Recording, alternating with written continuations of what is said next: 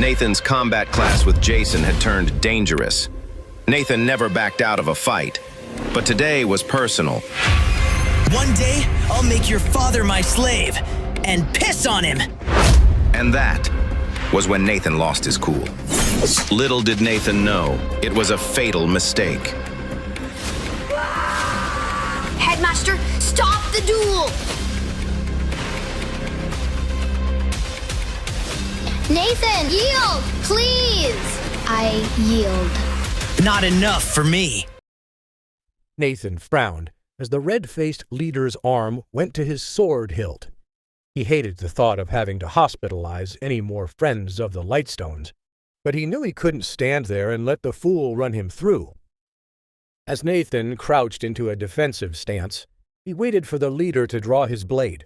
Instead, a figure came up behind the leader and grabbed his sword arm. "Oh, no. I wouldn't do that if I were you." The anger in the leader's face drained immediately as he turned to see Hagar Haroldson beside him. In a matter of seconds, all three youths bowed their heads toward the heir apparent of their fiefdom. "My Lord Hagar, I'm sorry, sire. I didn't recognize you. But what has happened? You walk slowly now and wince from the pain." Riding accident. That is all. However, I would strongly recommend you boys leave this one here alone. I know him well, and it's best if you don't." Reluctantly, the youths nodded toward Hagar and abruptly turned away from Nathan, puffing up their chests as they went off in search of other ways to prove their toughness, bitterly whispering about Nathan's lucky break. Nathan sighed as Hagar smiled at him. "Nice to see you again, Nathan Hayfield. It's been forever, hasn't it?" "Several hours, at least. How are your wounds mending?" "Your sister's bandages and healing poultice worked wonders. Since then, I've been chugging back vials of basic healing potions and praying to the heavens that I'll stop coughing up blood soon." "Apologies for that. Your kinsman's words hit a nerve, and now that it is over, I regret how harsh I was with you about rushing to his aid." "Nonsense. Think no more of it. Morris had a boating accident and is recovering nicely with the healers." "Thank you, Hagar. I'm actually quite glad to have you here, as I barely know anybody." "Oh, really? You're in luck then, because I know almost everybody. Come along with me." Hagar threw a hand over Nathan's shoulder and led him towards the center of the room. The three hot-headed youths shied away from them as they passed. "Thick-headed fools. I hope you don't mind me saving their lives. After all, I doubt you're in the mood to fight more Haroldslanders already." I don't mind at all. Thank you for that. I'll consider it as a part of my birthday present to the host." Both of them knew that had Hagar not intervened, the party would have been horrendously disrupted, since Nathan would have had no other choice but to strike the three fools down. Donna Lightstone's 18th birthday party would have never recovered from the scandal, so Nathan was relieved he didn't have to cause a scene and further strain his relationship with the Lightstones before he could give them their gift. Here, let's sit here and rest a minute. I'm wiped out from this morning. Have a drink with me. Here, allow me. I ought to pour a drink for the man who floored me with a single strike."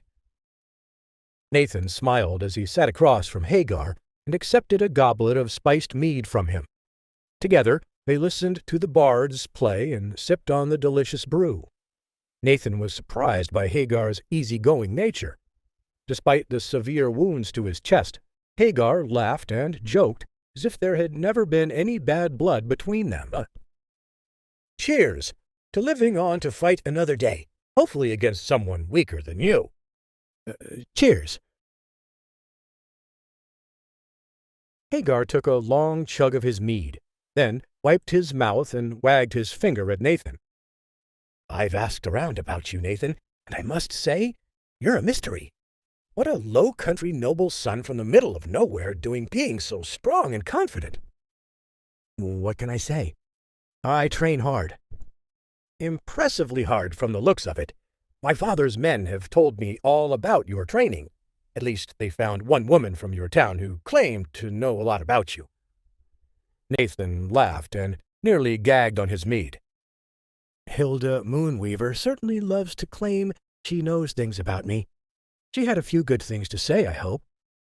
"She certainly was impressed with your performance during the spiritual warrior examinations.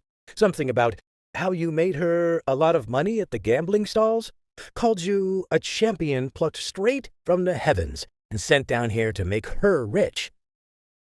"Hilda does love to over-exaggerate." Hagar leaned forward with a serious expression for the first time. "Oh, I don't think she's exaggerating at all.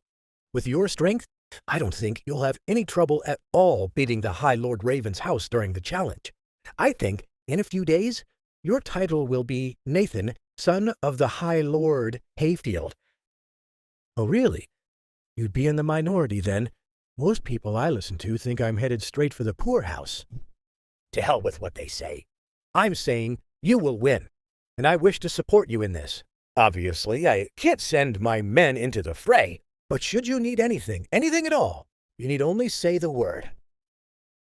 After this, Hagar took a deep gulp of mead and finished off his goblet. Nathan nodded at Hagar and smiled at his sincerity. Perhaps they could become allies after all.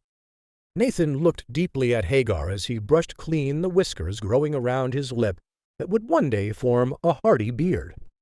He searched Hagar's soul for any ill intent, but found nothing there.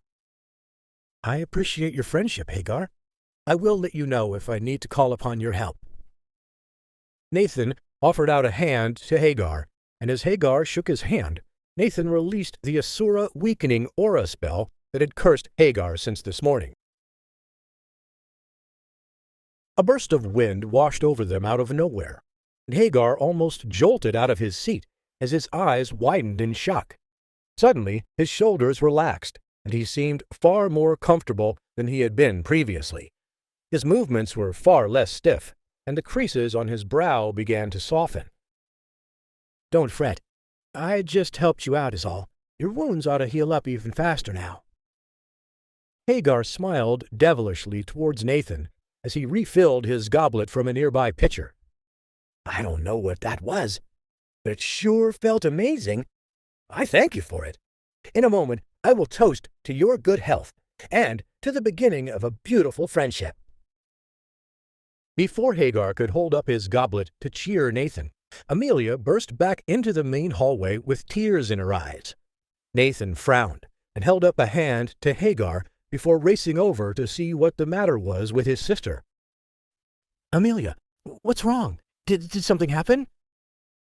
Amelia tried her best to mask her tears from her brother, and she hid behind a pillar to avoid any prying eyes. Finally, she met Nathan's concerned gaze and sighed. "No, brother, it's nothing. The High Lord Lighstone and his wife were nothing but cordial with me. But then they told me the truth about Sir Ian, about how he's already engaged, and there's nothing he can do about it." Nathan sighed. At least nobody had bullied or harmed her. In many ways, it was noble of the Lightstones to admit the truth to her, and not seek to hide the situation, since her interest in Sir Ian was so obvious. "I'm sorry, sis. You shouldn't have to go through that. It's just not fair.